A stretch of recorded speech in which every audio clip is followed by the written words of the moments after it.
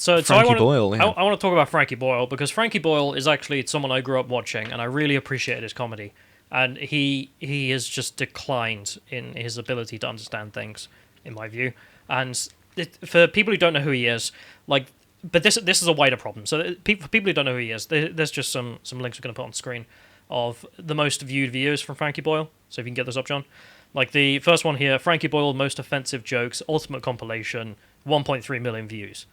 So this is the sort of thing. I mean, the next one is 4.7 million views. Frankie Boyle, 10 darkest jokes. So Frankie's the Scottish comedian who has always done the stuff, testing where the edges on just the darkest and the most I wouldn't even subjects. say he was necessarily testing where the edge is. He was jumping over the edge. Yeah, he on was purpose. going very far over the edge in some cases. Yeah, and this got him in a lot of trouble back in the day because he did these things, and it was great because this is the great part about comedy. You don't know where the line is unless someone's jumping over it, right? Mm-hmm. So he was the guy in the room on talk shows like Mock the Week who would jump over the edge, and then you'd find where the line is. That's sort of part of comedy. But one of the things that got him in trouble, and this is early 2000s if I remember correctly, was him making a joke about the Queen. So I want to play a video. This is a segment in which you have to come up, and the segment is called "Things You Are Unlikely to Hear from the Queen's Speech," and this is what he gave. And in response, the BBC called up the Director General and made him answer for this joke, which is it's really cringe, but I gotta show you it. Audio? Christmas message. What the fuck are you standing here? I've had a few medical problems this year. I'm now so old that my pussy is haunted.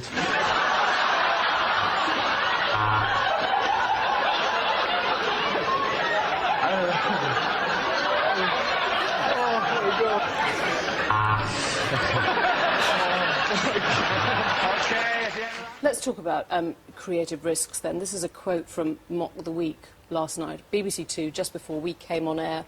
This was a section saying things the Queen would never say in a Christmas special, and one comedian said, "I'm now so old, my pussy is haunted."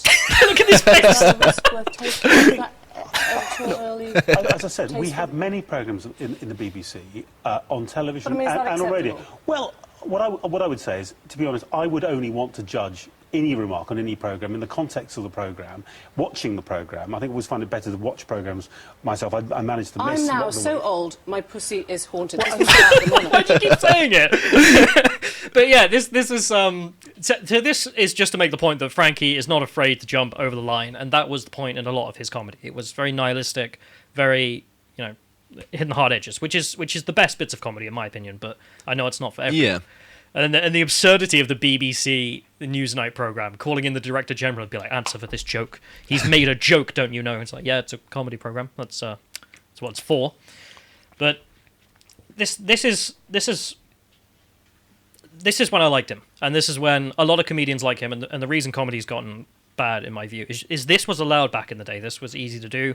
You can make jokes about pretty much everyone. Frankie did, make jokes about 9/11. He make joke about the guy who played the Joker. I think he killed himself, didn't he? Oh, Heath Ledger. Yeah. Yeah. He make jokes about whatever was there. Because he was allowed to take risks, essentially, especially on the BBC, where a lot of other comedians weren't willing to do it. He kind of became notorious for the jokes he told. That they were, like, if you were to define a controversial comedian, he would have been the go-to. And one of the good ones, in my view, at the time. But, and to find people like that now, you have to go on the internet. You can't find them on mainstream TV because they've all been scrubbed. And the reason for this is obviously political bias, that now if you say a joke that is politically wrong, oh god, you're in trouble, you're going to get cancelled. And this happens all the time. I mean, we interviewed Alistair Williams about this. I think that's his name, isn't it? Alistair Williams? I don't know if you were there, John. Anyway, so he's a great comedian. He made one joke about Brexit that was wrong because he dared to support Brexit, and then he just stopped getting bookings. It's like, okay, that's not great. even that controversial. Didn't 48% of people So imagine you make a joke vote against about it, so it's like 50-50 vote, and then all of a sudden that there's a position that's unacceptable, even though half of the public voted for it, essentially. Yeah, so imagine if it's a joke about transgenderism or race or anything like this. You know, these touchy subjects where if you just don't agree with the official narrative, then you're not getting booked again, are you?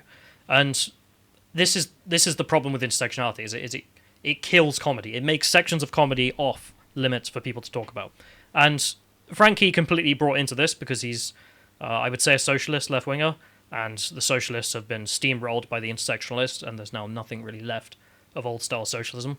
I mean, you've got George Galloway left, which all right, yeah, easy to ignore. He's just one guy, isn't he? Didn't he have the set up his own political party at one point? Yeah, the Workers' Party of Britain, which if you are left wing and hate intersectionalism, that would be the place for you. But I wanted to play a clip of because Frankie got his own show in which all he does is now spout intersectional nonsense, and it's really painful to watch.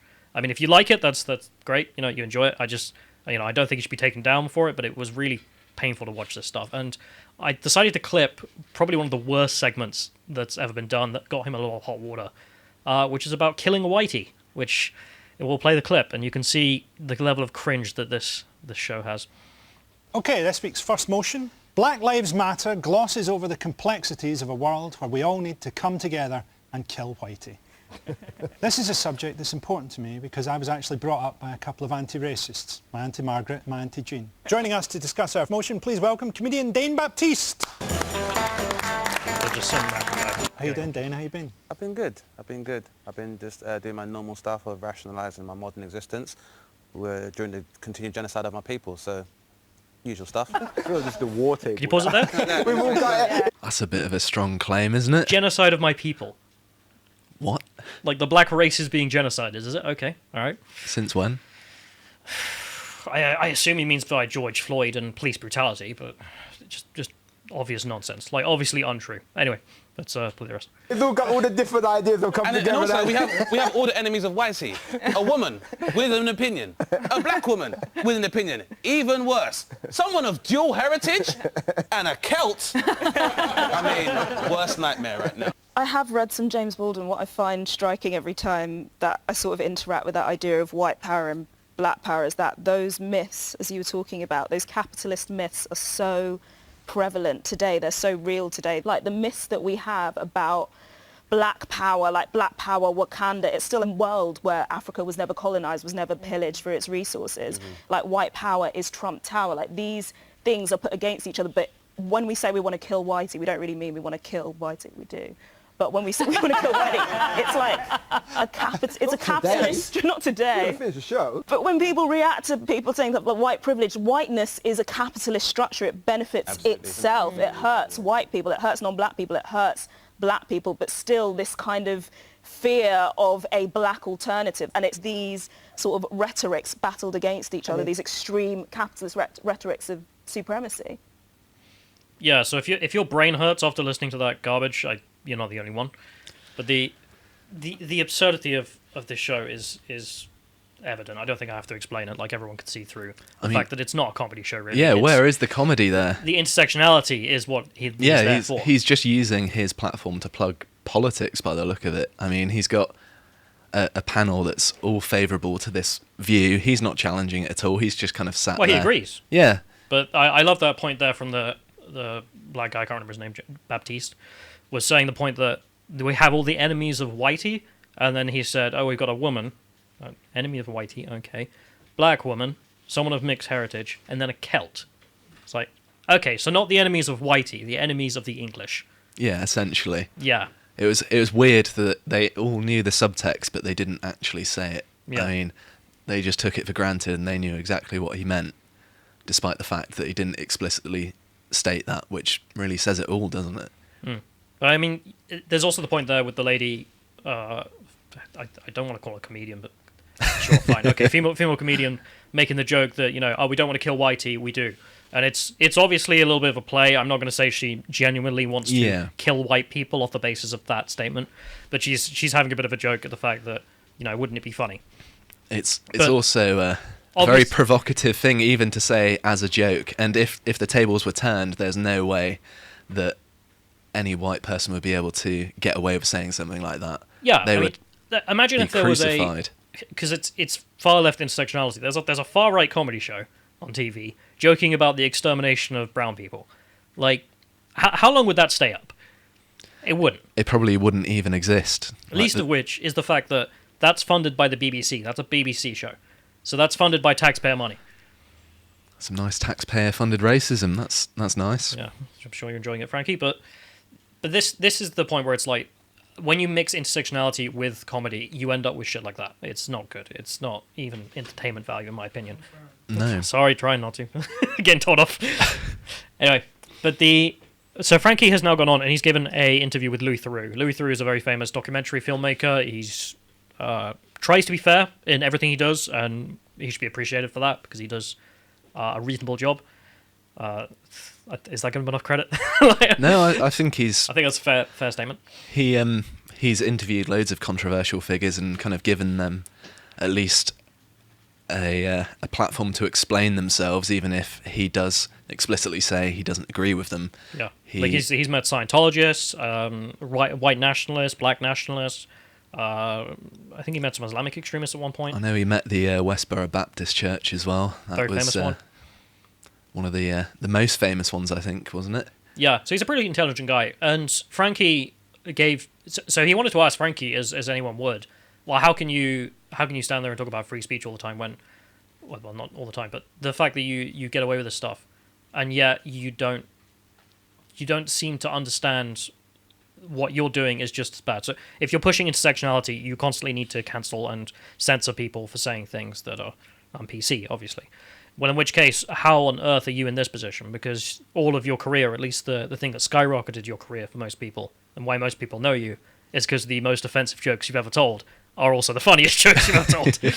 So, I wanted to play the first clip from this, in which he asked Frankie about cancel culture, and Frankie's response is just weird. There's another one I was going to run by you, another quote. This one's from Todd Phillips, who directed Joker, and he was on the record as saying he made Joker, a superhero film, because he couldn't make comedies anymore, he said. You know, he'd made the Hangover films and other comedies before that. He said, go try to be funny nowadays with this woke culture. There were articles written about why comedies don't work anymore. I'll tell you why, because all the fucking funny guys are like, fuck this shit. I don't want to offend you. Yeah, I mean, I don't feel that. I don't feel culture is too woke. I don't feel comedy is too woke. You know, I think a lot of that pressure comes from the right. A lot of it comes from the mass media, and it's largely just as a way of generating column inches. You know, I don't think they're genuinely offended at some of that stuff. Yeah, firstly, sorry for the swearing. If anyone's bothered by that, there's probably going to be some more. I didn't have time to clip it all. But the point that cancel culture, or the fact that, you know, this guy who directed the Joker is complaining, if you want to make comedy these days, you've got to be woke, and it's unbearable because it kills comedy, obviously, because it's not funny. So and then Frankie's response is, no, that's the right's fault. The right wing has done this. It's like, I don't know how he can say that. I mean, it's not the right that is calling for the cancellation of anyone, really, isn't it? The pro-free speech side of the debate, really. Well, it's just the absurdity of being like, you know, SJWs and things like this. They're all voting Tory, aren't they? They're all voting Republican. No, of course not. But his argument is probably, if I give him a charitable interpretation, is that the right-wing press loves to make fun of SJWs and far-left intersectionalist nonsense because it's funny. Like, they come out with the most absurd takes, and they're saying it with a straight face. Like, yeah, this country that has a black president is a white supremacist country. Like, really? Really? Okay. And so, of course, the right-wing press, whenever someone says something that's stupid, obviously wants to publish it. And when they say things like, oh, I don't know, this TV show has to be taken down because it doesn't use the correct pronouns because Caitlyn Jenner's changed her gender now. And of course, people are going to laugh at it. So his view would probably be that because they're reporting on intersectionalists demanding nonsense, therefore they're creating the bubble which then causes things to be cancelled. So is he essentially saying that the media is blowing out of proportion to the actual power that they have to remove content? So you'll get a bunch of whining people on Twitter, and then, I don't know, the Daily Mail will write an article saying, oh, these, you know, idiots on Twitter have said this thing, and then the company will buckle to the pressure. And Frankie's saying that the pressure is coming actually from the Daily Mail and not the people on Twitter. But then I have to wonder, because the next article I wanted to go up was reporting on Netflix getting rid of Little Britain. For people who don't know Little Britain's a wonderful show. I'm missing it. It's gone downhill. But there's a bunch of other shows they also took down, but Little Britain's just the funniest and probably the best example to use for this. Was that they have two guys who do all the main characters, and both of them are white guys. So when they want to play a character who's got brown skin, well, they do hair and makeup. Like they do for every other character who's white. There's a lot of hair and makeup involved. So they had them with, essentially what I assume Frankie would call blackface. Yeah. But I don't even want to call it that, because it's not really that. It's just you have to play a character, and the character doesn't have your skin tone. What do you... I'm pretty sure they do that for every single one of their characters, don't they? They always just change their appearance. It's part of the running gag in the show, is that they are constantly the same people, but changing. And part of the humour in it is that, oh wait, that's either Matt Lucas or... I remember when I was young, I didn't actually realise that they were the same guy for all of them. I thought some of them were different actors, and that's part of the comedy. But the point being here that, well, Netflix has taken down these shows because of right-wing pressure, Frankie.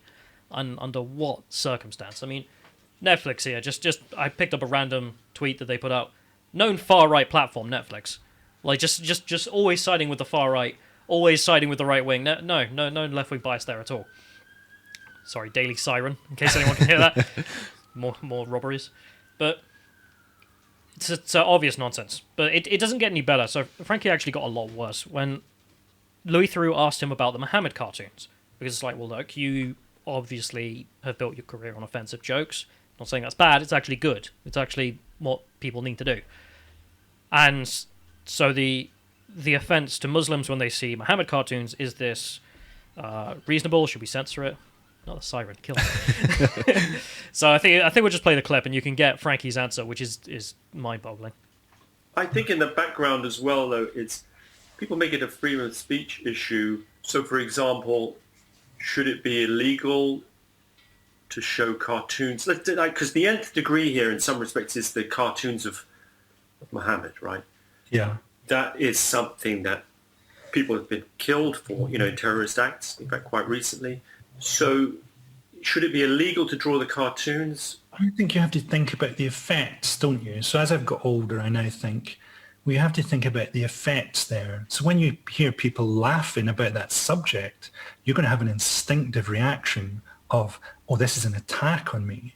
And I think for Muslims as well, where a lot of Muslim people are pretty heavily oppressed in Western countries, when you see things like us discussing whether it's okay to draw Muhammad, you don't think, well, there's two guys who are really interested in these intellectual issues. You might just think, well, that's just that thing again. Nuts. I mean, absolutely nuts. I mean, the first thing there, him ending that was saying that if a Muslim guy sees two people discussing whether it's okay, he just sees them as bringing up that thing again. As if Muslims are some... this is the bigotry of low expectations, obviously, that Muslim people are not able to understand that an intellectual argument or an intellectual debate is going on. They just see that they're being offended and therefore must kill. I mean... Pretty bigoted way to look at Muslims, Frankie, but okay. Isn't that contrary to what the French imams were saying, as in they understood the free speech argument as well in France when Macron was kind of ramping things up to target extremism. Even then they understood, so there's...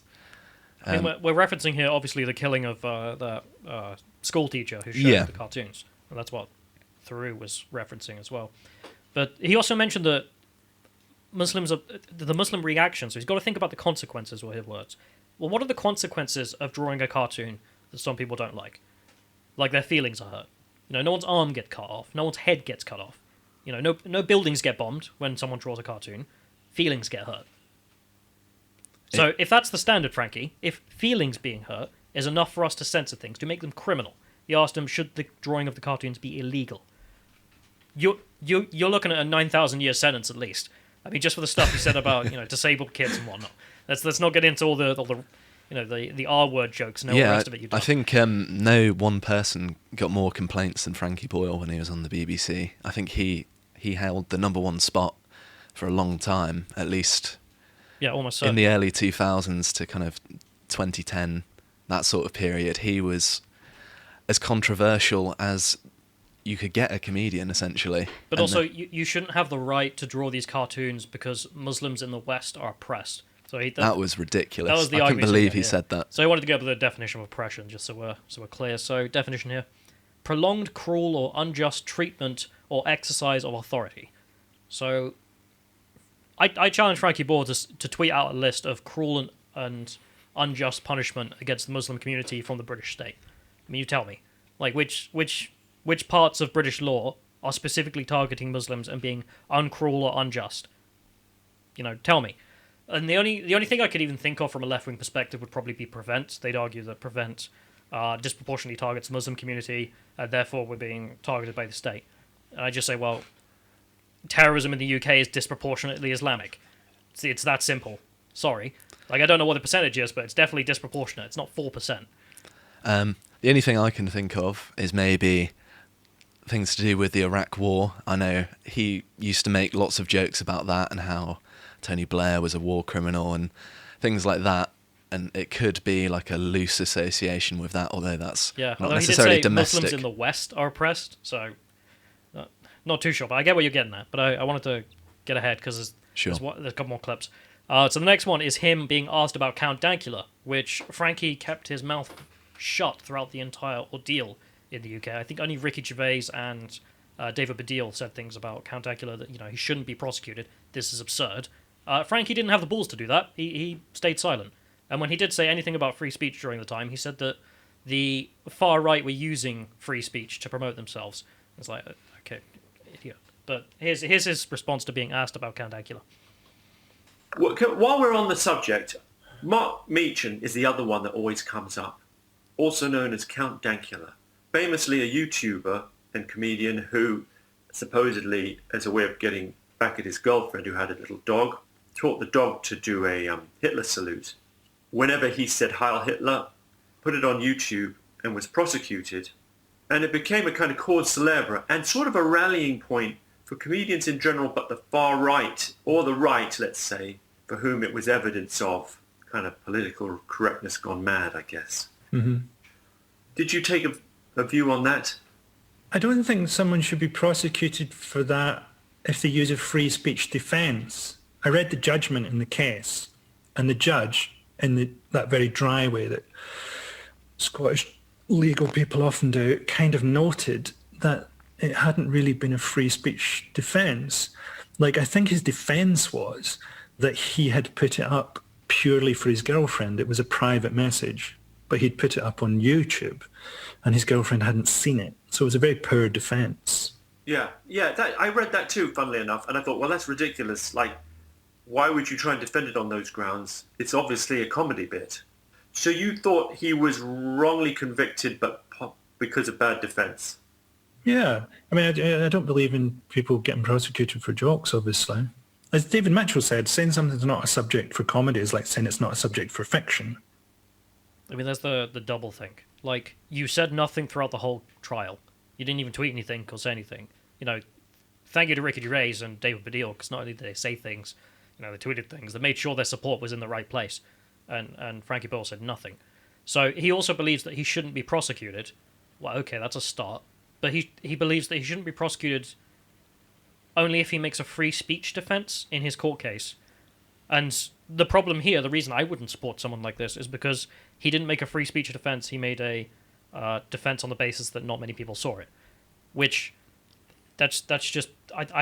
I think I'm right in saying this, but it's just pure ignorance of the case then to say this. Like, you do not know what the problem was here. Because the law is that by sending an offensive message over a public communications network, Count Dankula was committing a crime.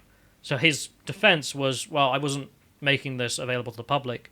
This was meant to be uploaded to my tiny YouTube channel of, what, like 5 subscribers. And I'd show it to my girlfriend, and then it would be a big laugh, because it'd be like, haha, I did this to the dog. And that's it. So, of course, yeah, his legal defense was on that basis, because guess what? There is no free speech defense in the UK, to my knowledge. Like, you cannot argue, yeah, it was grossly offensive, and I did break this law as written, but I was doing it for free speech, therefore you can't get me, judge.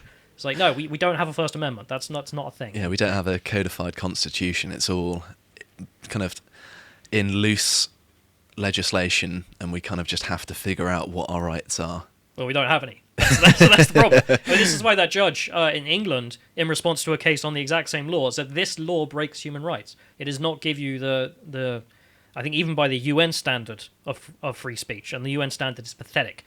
So the fact that he didn't make a free speech defense, Frankie, and Louis, is because there isn't one. You don't have that under that specific law. And then he decided to go after Ricky Gervais, and I bet there's a little bit of salt here because Ricky Gervais did come out in defense of Count Dankula and said, look, that's ridiculous, it's a joke, who cares? And he decided to go after him for his stand-up routine. So the last clip, just him going after Ricky Gervais. You reminded me of the fact that in the recent special you have a pop at Ricky Gervais. Oh, yeah. Because he has a joke about trans people saying, like, that's like me self-identifying as a chimpanzee. And then you say, well, it's like you self-identifying as a stand-up comedian. I murdered the joke, but I don't think I told the joke. But it's along those lines. Yeah, that's the spirit of it. That's the spirit of it. But I always thought he was a stand-up comedian, right? No, he sort of went into that after after The Office. So, like, if you're a stand-up watching him, you feel like, oh, this is someone doing a version of this thing we do. But really, it's more that I saw his routine about trans people, and I thought it was very lazy. And kind of, I would like him to have the same respect for trans people that he seems to have for animals. So it's not stand-up comedy if I don't like it, essentially. Yeah, I think that's a really silly position to take as well, because Ricky Gervais has been doing stand-up for like 20 years. I don't know if it's factual or not. I don't know the specifics, but he's definitely been doing stand-up for a long time. I think I remember seeing an interview with him actually where he said that that's where his heart lies, is with stand-up. He doesn't actually like making shows necessarily. It's just something that he does, but he enjoys doing the stand-up side of things. So I think he would be in total disagreement there. Yeah, but this is obviously the debate between Ricky Gervais' view on comedy and Frankie Boyle's view on comedy, in my view, because the problem here is Frankie is saying if these cartoons offend people, then we shouldn't do them. If this joke about transgenderism offends people, we shouldn't do them. And it's obviously this intersectionalist worldview that we need to argue on intersectionalist lies. This is oppressing people, therefore we shouldn't do it. And Ricky Gervais is being a liberal and saying that the problem here is no jokes off limits. Don't care. Gonna make the joke. It's just a joke. And Ricky did do a response to this on Twitter, which I wanted to mention because good on Ricky, standing his ground, not taking it. I look down on everyone equally. Great. And keep it up, because people like Frankie just aren't funny anymore either. That's the problem with intersectional comedy. It isn't even good. Like, I think there was some polling done in the United States. There's like 2% of the public are actually progressive activists or have the same mindset as a progressive activist. So they're actually interested in intersectionality and all the rest of it. And sure, if those people want to watch a show, make a show, go put it out. They enjoy that 2% of the audience. But to get funded by the BBC to then lecture people about, you shouldn't make these jokes or that jokes, even though I made them 10 years ago, but I'm pulling up that ladder, no one's coming with me. Yeah, it's a bit rich, isn't it? It's ridiculous.